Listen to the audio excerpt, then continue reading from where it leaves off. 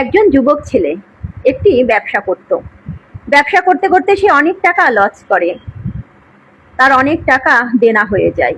কিছুদিনের মধ্যে তার ব্যবসাটাও নষ্ট হয়ে যায়। তার খুব মন খারাপ থাকে।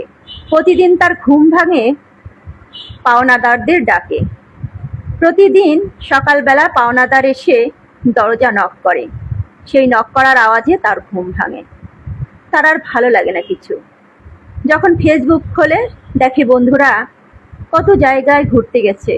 কেউ বিদেশে গিয়েছে, কেউ বান্দরবান, কেউ খাগড়াছড়ি, কেউ কক্সবাজার। কত সুন্দর তাদের জীবন, আর তার জীবনটা কত কষ্টের। দেনার টাকা তার মাথার উপর, শোধ করতে পারছে না। পাওনাদার প্রতিদিন তাকে তাগাদা দিচ্ছে।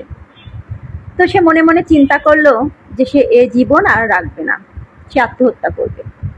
আর যখন মাথায় একটা চিন্তা আসে, দেখবেন তখন শয়তান কাজ করে। যখন একবার আপনি মাথায় চিন্তা করবেন যে আত্মহত্যা করতে হবে, তখন শয়তান বারবার বলবে, হ্যাঁ তাই তো, তোর জীবনটা খুব কষ্টের, সবাই খুব ভালো আছে, তুই জীবনে কিছুই পাস না, তুই এ জীবন রেখে কি করবি, তুই মরে যা। এভাবে শয়তান কিন্তু মাথায় কাজ করে। তোর ভিতরেও শয়তান ওই কথা বলছে যে তোর বেঁচে থেকে লাভ নেই, তুই মরে যা, কারণ তুই এ জীবনে কিছুই পাস না। তোর বন্ধু বান্ধবী কত ভালো আছে, আর তুই কি পেয়েছিস, তুই কি কিছু পেয়েছিস? তো এভাবে সে একদিন একটি চিঠি লেখে। চিঠি লিখে বাড়িতে সেই চিঠিটা রেখে সে নদীর ধারে চলে যায়। নদীর ধারে হাঁটছে আর ভাবছে সত্যি কি সে আত্মহত্যা করবে, কিন্তু শয়তান তাকে বারবার বলছে তুই আত্মহত্যা কর, তুই আত্মহত্যা কর। তো এরকম ভাবে ভাবতে ভাবতে এক সময় ছেলেটি নদীতে ঝাঁপ দেয়। আর নদীতে একটি মাঝি মাছ ধরার প্রস্তুতি নিচ্ছিল। সেই মাঝি ঝপ করে আওয়াজ শুনে সে বুঝতে পারলো হয়তো কোনো ঘটনা ঘটেছে। প্রায়ই নদীতে এরকম ঘটনা ঘটে। মাঝিটি তাড়াতাড়ি ঝাঁপ মেরে সেই ছেলেটাকে বাঁচালো। ছেলেটাকে যখন নদীর পাড়ে নিয়ে আসলো, সে হাঁপাচ্ছে। হাঁপাতে হাঁপাতে মাঝিকে বলছে, আমাকে বাঁচালেন কেন, আমাকে বাঁচালেন কেন, আমি মরতে চাই, আমাকে ছেড়ে দিন, আমি মরতে চাই। মাঝি বলছে, কেন তুমি মরতে চাও কেন? বলছে, না আপনি আমাকে বাঁচালেন কেন, আমার অনেক টাকা দেনা, আপনি আমার টাকা দেবেন, আপনি আমার টাকা দেবেন, আমার অনেক টাকা দেনা, আমি এত টাকা দেনা নিয়ে বাঁচতে চাই না, আমি মরতে চাই। তখন মাঝি বলছে, তুমি মরতে চাও? বলছি হ্যাঁ। বলছে আচ্ছা ঠিক আছে, মরতে চাও যখন মরবে, তবে তার আগে এক জায়গায় যাবে। ছেলেটি বলছে কোথায়? বলছে চলো, খাজানা আছে, খাজানা। তখন ছেলেটি বলছে ঠিক আছে চলুন। এবার ছেলেটিকে নিয়ে মাঝি গাড়িতে উঠলো। গাড়িতে করে অনেক দূরে গেল, কয়েকটা গলি পার হলো, তারপরে কয়েকটা বাড়ি পার হলো, তারপরে একটি পুরনো বাড়িতে ঢুকলো। সেই বাড়িতে একটি ঘরের মধ্যে ঢুকে দেখলো একটি চেয়ারে বসে আছে একজন শেঠজি। সাদা ধুতি পাঞ্জাবি পরা একজন শেঠজি, মোস্টোস আছে। তো ছেলেটি এক পাশে বসলো, আর ওই মাঝি শেঠজির কানে কানে কি যেন বলল। শেঠজি বলল 2 লাখ। মাঝি আবার কানে কানে কি যেন বলল। শেঠজি বলল 2 লাখ। মাঝি আবার কানে কি যেন বলল। শেঠজি বলল 10 লাখ। ছেলেটি একটু আশ্চর্য হলো। ছেলেটি ইশারায় মাঝিকে ডাকলো, একটু বাইরে আসেন, দরকার আছে।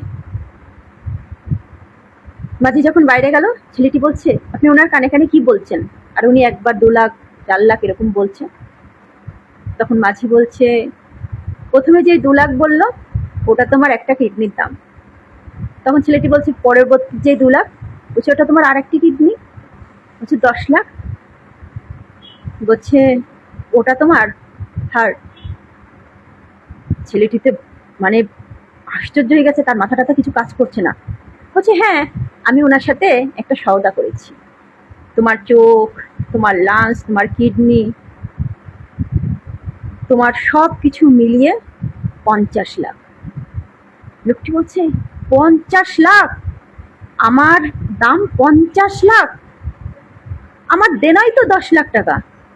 তখন মাঝি বলছে, তাহলে তুমি চিন্তা করো, তুমি শুধু শুধু মরবা কিসের জন্য? তার চেয়ে তুমি তোমাকে বিক্রি করে দাও, আমিও কিছু লাভ করি, আর তুমিও তোমার দেনাগুলো শোধ করে মরো। শুধু শুধু দেনা রেখে মরবা কেন?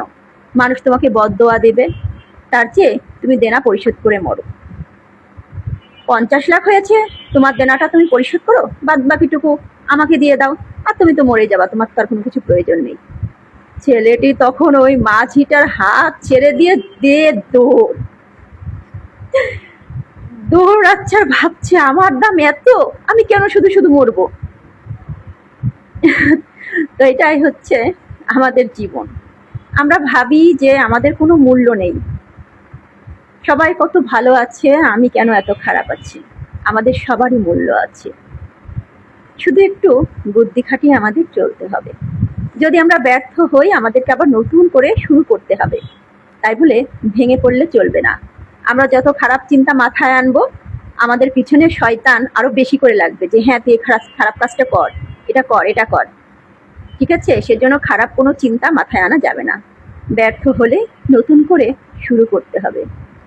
সবাই ভালো থাকবেন, ধন্যবাদ।